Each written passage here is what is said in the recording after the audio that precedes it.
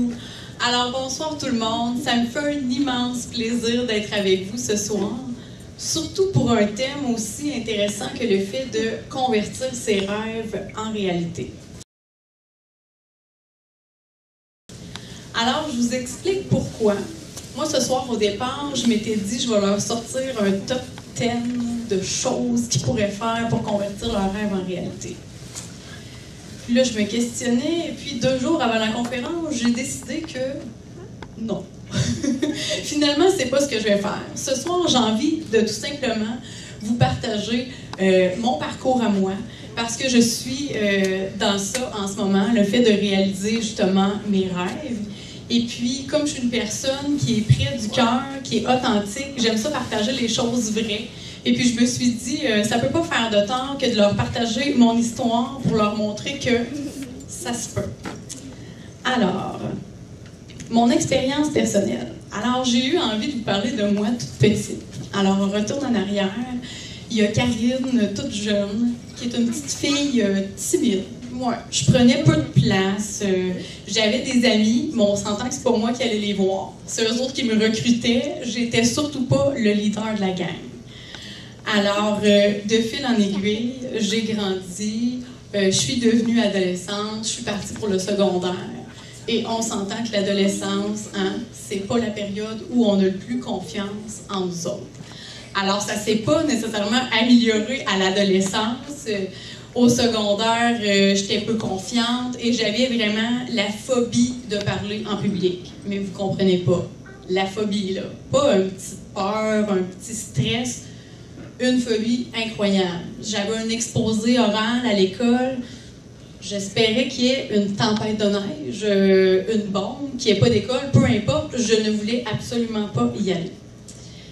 Je vous résume, mais en fait, même donner mon opinion dans un cours, si on avait un projet à remettre, quoi que ce soit, c'était très, très laborieux pour moi. Alors, on part de loin. Hein? Par contre, d'un autre côté, moi, j'avais le réel désir et j'avais le besoin d'aider les autres. J'avais un cœur immense, il y avait de la place pour tout le monde, puis je me disais, moi, plus tard, je vais aider les gens, je vais leur parler, je vais essayer avec eux autres, je vais atteindre des trucs. Mais j'avais un problème. On s'entend que oui, le désir était là, mais d'un autre côté, j'avais tout le background qui ne m'amenait pas du tout de ce côté-là. Alors, mon rêve, il était là, je l'avais en tête, mais je le croyais impossible. À ce moment-là, je me suis dit, le rêve est là, mais probablement que ce ne sera pas pour moi. Je ne pourrai jamais réaliser ça parce que je n'ai pas la personnalité pour. Ensuite de ça, donc, je vous l'ai dit tout à l'heure, le fonctionnement était adéquat quand même. Là, j'étais plus spectatrice, je fonctionnais bien. Est venu le choix de carrière. Alors, quoi faire dans la vie quand on a un rêve immense comme ça, mais qu'on sent limité au niveau... en fait, de notre personnalité, au niveau de nos acquis, j'ai quand même décidé, curieusement, de m'en aller en relation d'aide au cégep. J'ai choisi de faire un cours en psychologie. Alors, je me suis lancée là-dedans, puis j'ai dit, bon, j'aurais peut-être pas le choix à un moment donné de sortir de ma coquille. Je vais aller voir, on va étudier le comportement, on va aller voir comment ça se passe. Alors, cégep, je complète mon cégep sans problème, tout ça. J'arrive à l'université, complète aussi les études en psychologie, tout est fait. Là, vous voyez déjà, je vous ai inscrit réalisation, confiance augmentée. Plus ça allait, plus j'avançais. Je connaissais des gens, j'avais fait des études. Plus ça allait, plus j'avais confiance. Plus je me disais, bon, écoute, je me rapproche. Je ne suis pas rendue, mais j'ai du chemin de fait. Alors, fais mes études, termine, graduée à l'université, super fière. Petit boost de confiance en soi, ça fait du bien. Par la suite, expérience de travail et désir profond d'aller plus loin. Alors, je suis sortie du bac à l'université, je me suis trouvé un travail immédiatement. Oh, réalisation encore, on se rapproche du but, la confiance augmente. J'ai rencontré des gens pendant environ 8 ans, 8-9 ans en relation d'aide. Donc, que ce soit tous les types de clientèle, dans tous les domaines, dans le réseau de la santé, on fait un peu de tout. Et puis, à un moment donné, j'ai eu l'impression que j'avais fait le tour. J'ai eu l'impression que ça me prenait plus. J'étais rendue à un moment à un plateau où j'avais l'impression que je stagnais, puis je me suis dit, je peux plus que ça, je peux rejoindre plus de gens que d'être en relation un à un. Aider les gens, c'est super, mais d'être toujours un à un moment donné, on se dit, il manque quelque chose. Là, je vous ai écrit mon mais. Vous me voyez venir, hein? J'avais le goût, hein? Mais je me rappelais, tu sais, le passé était quand même pas si loin. Je me rappelais que pour moi, être devant plusieurs personnes, de devoir aller parler, tout ça, ça faisait pas nécessairement partie de moi. Alors, j'avais un gros mais. Je ferme un petit peu la parenthèse. J'en ouvre une autre. Je vous ai écrit « Osez y croire ». Alors, même si on est adulte, ça c'est quelque chose qu'on perd des fois quand on grandit, il faudrait se laisser bercer, avoir des rêves encore et croire qu'on peut les réaliser. Souvent, plus on grandit, plus on commence à mettre les rêves de côté puis se dire, bon, ben, on va se conformer, on va rentrer dans la petite routine, dodo, boulot, et ainsi de suite.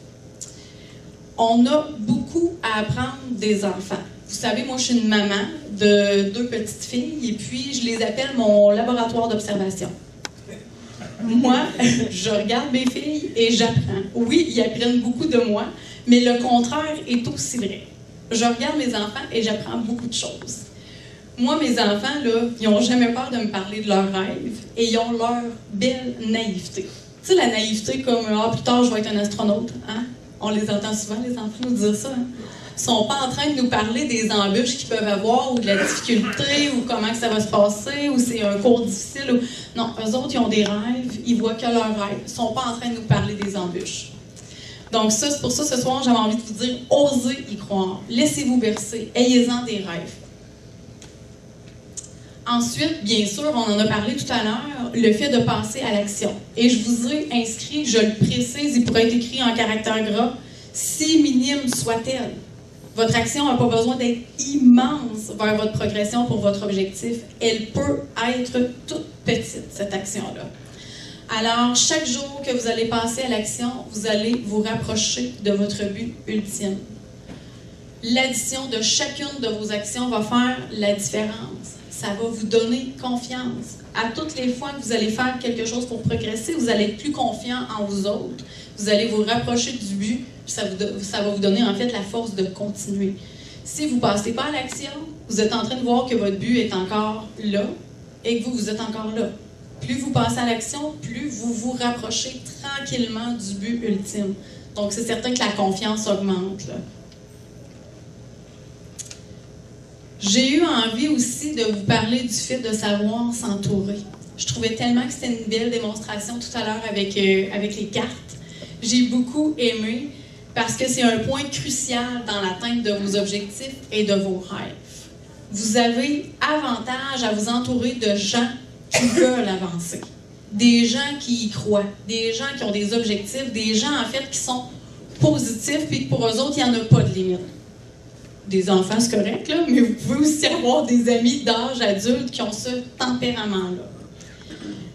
Vous savez, les études, en fait, ont prouvé qu'en tant qu'individu, chaque personne, vous êtes la moyenne des 5 personnes que vous fréquentez le plus dans votre vie.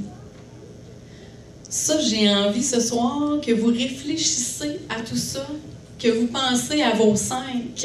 Si vos 5 n'ont pas envie d'avancer, là, ça va pas bien. Si vos 5 sont négatifs et qui ont de la misère à croire eux-mêmes à leurs rêves, leurs objectifs, ça va être plus difficile. Donc, ce soir, en repartant d'ici, là, ayez ça en tête, vos 5 personnes que vous fréquentez le plus. Comme mot de la fin, en fait, j'avais envie, en guise de conclusion, de vous partager un peu la fin de mon histoire. Tout à l'heure, j'étais rendue au fait que, bon, j'avais fait mes études, je voulais plus. J'avais fait, en fait, le tour avec ma carrière en tant qu'intervenante. J'ai envie de vous dire que je suis passée de la jeune fille qui avait des peurs, qui avait des craintes, qui n'aurait jamais osé, en fait, espérer réaliser son rêve, à Karine, qui est coach personnel et qui est conférencière aujourd'hui. Donc, je suis certaine que je ne suis pas la seule qui a pu penser un jour avoir un rêve, mais qui n'avait pas nécessairement la solidité, qui n'avait pas l'espoir, qui n'avait pas le courage d'y arriver. Je suis certaine qu'il y a des gens ici, puis peu importe le rêve, là on s'entend que moi j'avais ce rêve-là, mais le vôtre, je suis certaine que vous avez un rêve personnel ici ce soir. Ayez le courage, ayez l'espoir, soyez gentils avec vous autres, tapez-vous pas sur la tête, le syndrome de l'imposteur de vous dire que vous n'y arriverez pas, c'est pas la bonne solution. Vous savez, il y a Albert Einstein qui a dit que la folie, c'était de faire toujours la même chose et de s'attendre à un résultat différent. Moi, là, ça a été très révélateur pour moi, parce que ce que je faisais, c'est que je prenais toujours la même direction et j'avais toujours le même type de résultat. Le jour où j'ai décidé de laisser tomber les barrières, d'écouter mon cœur, en fait, et de prendre une avenue différente, c'est le jour où ma vie a changé. Donc, s'il vous plaît, de grâce, ne soyez pas fous. Ne faites pas toujours les mêmes choses à répétition et innovez. Alors, ce soir, si j'ai pu seulement toucher une personne ici dans la salle, une personne qui tremble à l'intérieur et qui a un rêve puis qui n'ose pas, j'espère que vous allez repartir d'ici en tête avec la petite Karine. La petite Karine, en fait, qui tremblait, qui avait peur et qui, à un moment donné, a pris sa vie en main puis a décidé de changer le cours des choses. Alors, s'il vous plaît, ayez une pensée pour la petite Karine. Repartez d'ici ce soir en vous disant « Si elle a pu, moi aussi je le peux ». Alors, merci tout le monde et puis convertissez vos rêves.